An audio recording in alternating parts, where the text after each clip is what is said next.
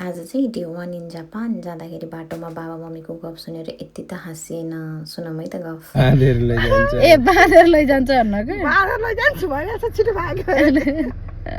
बाँधेर लैजान्छु भने छिटो भाग्यो ए बाँधेर लैजान्छ छिटो भाग बाँधेर लैजान्छु भने छिटो भाग्यो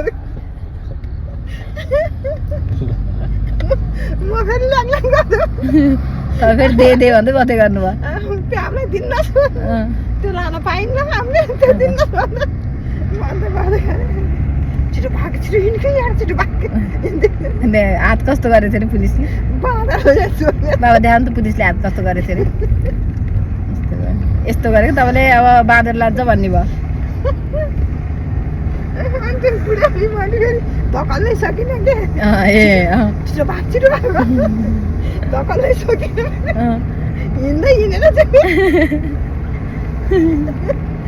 ट्रली गरौँको भएर बुढाउनै सकिनँ पछाडि नदबाइकन हिँड्दैन नि त